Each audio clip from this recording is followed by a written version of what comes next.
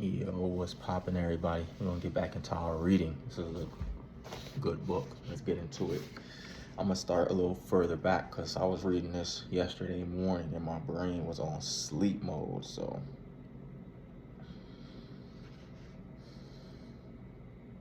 all right.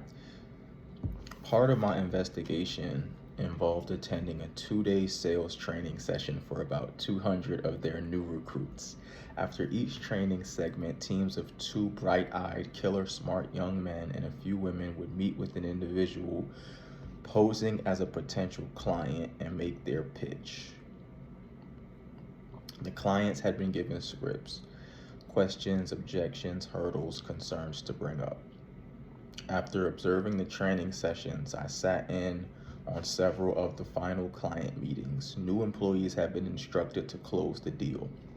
Clients have been instructed to start the meeting by introducing a new wrinkle in the deal.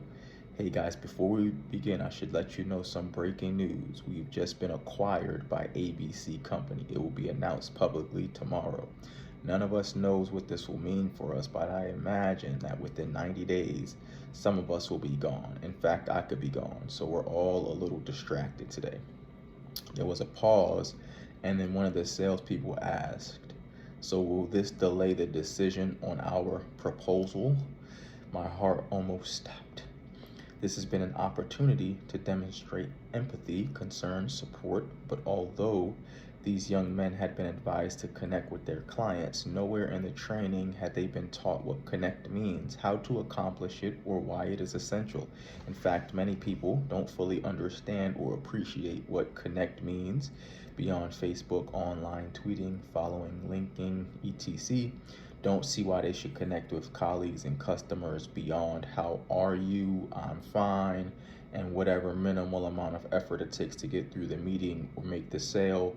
Don't know how to connect with people at a deep level and are a little freaked out at the thought, equating the experience of connecting to holding on to both ends of a jumper cable and turning the key in the ignition. When the session ended, the client gave them feedback. He asked, if you came home and your wife was weeping in the kitchen, would the first thing out of your mouth be, does this mean dinner will be late? I was reminded of Gore Vidal's comments about Mary McCarthy.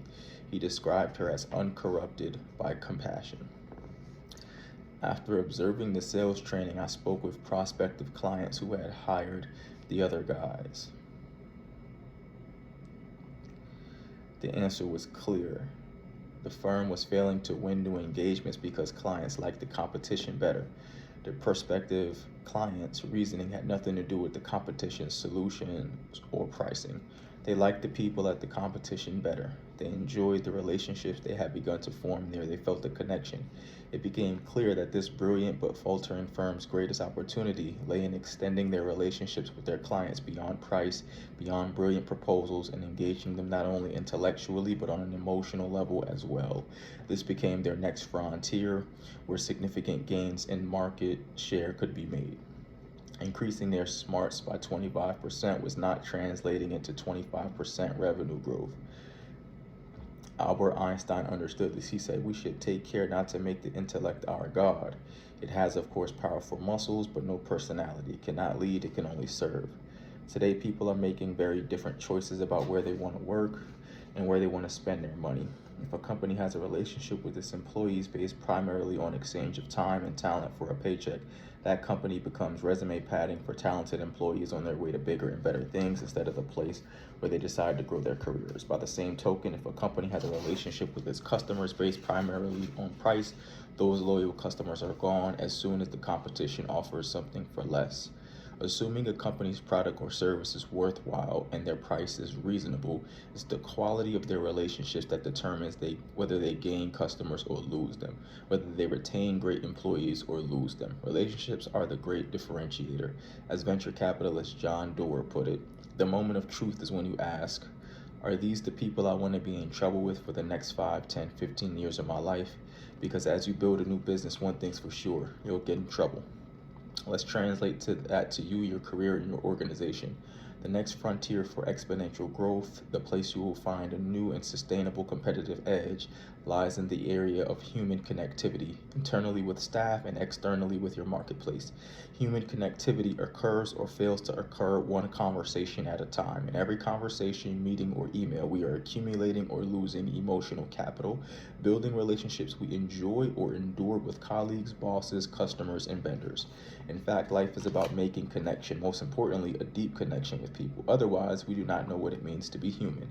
In case the concept of human connectivity is unclear, I asked hundreds of people how they would define human connectivity. I heard practicing empathy, being understanding, being transparent, asking fact-finding questions, showing curiosity, paying attention to the whole being, having compassion once you know the story, being yourself, authentic, genuine, going deep yourself, showing vulnerability, having an open mind, not pushing your own personal agenda, being clear and direct, no sugarcoating, responding appropriately, breaking down us versus them, acknowledging human imperfection and human experience. Ask what emotions people associate with human connectivity: positivity, comforting, scary, belonging, vulnerable, rewarding, special / unique, different with each individual, safe. And what human connectivity sounds like: calm, open dialogue, patience, no yelling, laughter, commonality. And what it looks like: a river that grows into a larger force, carving its path. Not superficial, no masks, not at arm's length. When you go to someone's house, kick off your shoes, curl up on the couch, help yourself, not prime and proper. Why have so few companies mastered the ability to connect at a deep level with their employees and their customers? Because too many leaders, the responses above seem inappropriate in the world of business. And because when companies are at a tough crossroads, most leaders review measurable goals, economic indicators, cash flow projections, process and procedures, clinging to the quantitative aspects of performance in an effort to understand what is going wrong. Staggering amounts of money are dedicated to reviewing basic business process, while employees long for one galvanizing conversation that will explain the conversation and get everyone back on track. Just one. I know I've talked with thousands of these employees. It is the unusual leader who turns his or her attention to the conversations within the company, and yet our leverage point, our fulcrum, is the conversation in which we are engaged at any given moment in time. A leader's job is to engineer epiphanies through conversations that reveal we are capable of original thought, intelligent, spirited conversations that provide clarity and impetus for change. In fact, in addition to the usual list of desirable leadership characteristics, I suggest that leadership should be defined in terms of relationship and taught and measured in terms of the capacity to connect with colleagues and customers at a deep level. Our tagline at Fierce is "Any conversation can." Why? Because we've seen over and over that while no single conversation is guaranteed to change the trajectory of a career, a company, a relationship, or a life, any single conversation can.